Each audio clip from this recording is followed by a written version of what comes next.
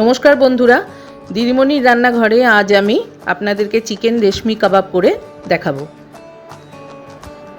উপকরণগুলো সব স্ক্রিনে দেখে নেবেন। আর রেশমি কাবাব করার জন্য আমি এখানে চিকেন ব্রেস্ট নিয়ে নিয়েছি। এগুলো আমি টুকরো টুকরো করে কেটে নেব। রোজকার মতো আমি যে কথাগুলো বলে থাকি এখনই সেই কথাগুলো বলে নিই। এই সময় আমার চ্যানেলকে সাবস্ক্রাইব করবেন। আমার চ্যানেলে নতুন বন্ধুরা, পুরনো বন্ধুরা পাশে থাকবেন। আর রেসিপিটা যদি ভালো লাগে, আশা করি ভালো লাগবে, তাহলে অনেক লাইক শেয়ার করবেন, কমেন্ট করবেন অবশ্যই। দেখুন আমি চিকেনের টুকরোগুলো এইভাবে কেটে নিচ্ছি।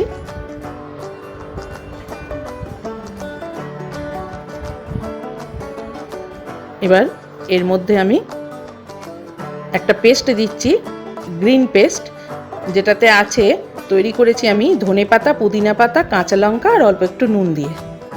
আর দিচ্ছি টক দই,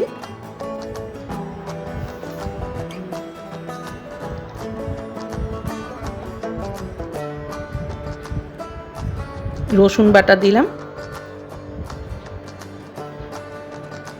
আদা বাটা দিয়ে দিলাম, লেবুর রস দিচ্ছি,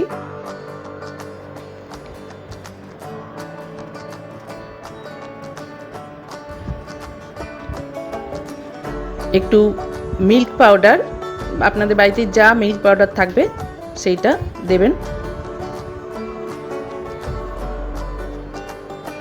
মরিচ গুঁড়ো দিলাম,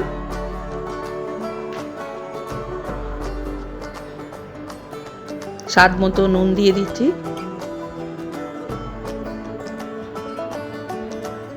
দিয়ে আমি এটা ভালো করে মেখে নিচ্ছি।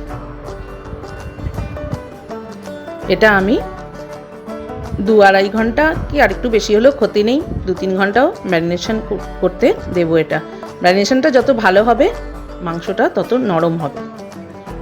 বেশিক্ষণ সময় করে করলে মাংসটা খুব নরম হবে। এবার এটা আমি ফ্রিজে রেখে দেব।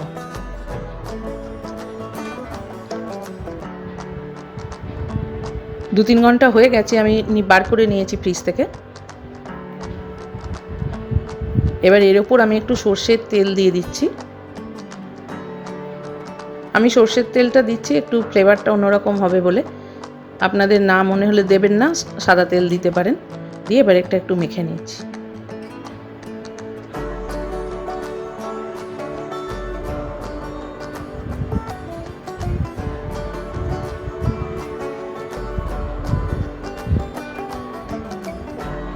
আমি এরকম স্টিক নিয়ে নিয়েছি, এগুলো একটু জলেতে ভিজিয়ে রেখে দিয়েছিলাম। আর গ্যাসেতে একটা প্যান, এটা গ্রিল প্যান বলে, এটা বসিয়ে দিয়েছি। এবার তেল দিয়ে দিলাম। আমি কিন্তু এখন সাদা তেল দিলাম। এবার সাদা তেলটা একটু ব্রাশ করে দিচ্ছি। প্যানটা গরম হতে হতে আমি ততক্ষণ ওই স্টিকগুলোতে মাংসটা গেঁথে নেব। এইভাবে মাংসটা গেঁথে নেব।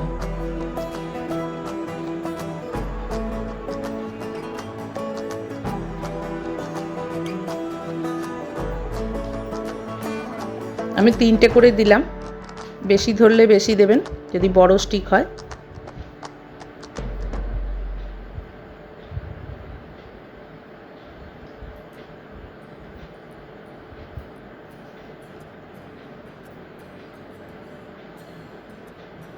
এইভাবে আমি সবগুলো করে নেব।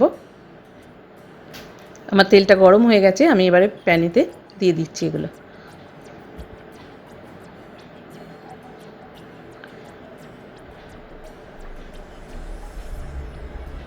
এক পিঠ একটু হয়ে গেলে আমি উল্টে দেব।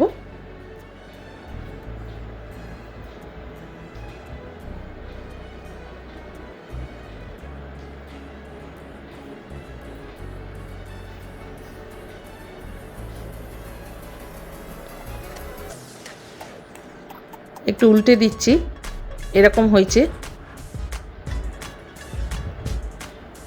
ওই পিঠটা হলে আবার উল্টে উল্টে এরকম উল্টে পাল্টেই এগুলোকে ভেজে নিতে হবে।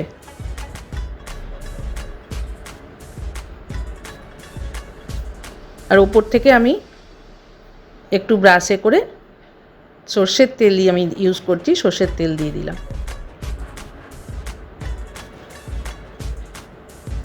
এটা 10 মিনিট মতো, 7 থেকে 10 মিনিট করতে হবে। এই ভাজাটা 7 থেকে 10 মিনিট ভাজলেই মোটামুটি হয়ে যাবে পুরোটাই। দেখুন আমার হয়েই গেছে, একদম পোড়া পোড়া হয়ে গেছে। তুলে নিচ্ছি। এইভাবেই আমি সবগুলোই করে নেব।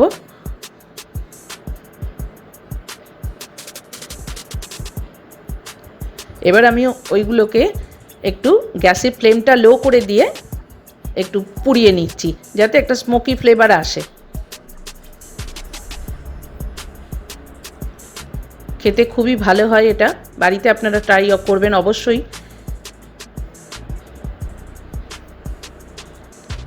এইভাবে আমি সবগুলোকেই এরকম করে পুড়িয়ে নেব।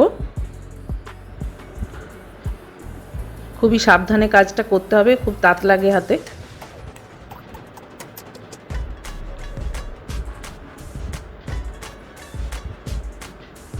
হয়ে গেছে।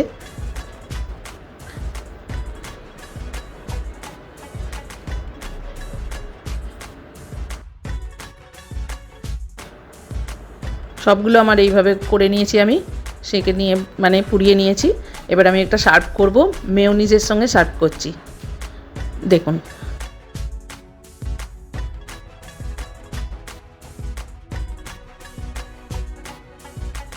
খুবই ভালো একটা রেসিপি, আর কিছু বলার নেই। আজ তাহলে এই পর্যন্তই বন্ধুরা, ভালো থাকবেন, সুস্থ থাকবেন। আবার নতুন কোনো রেসিপি নিয়ে হাজির হব আপনাদের সামনে। নমস্কার।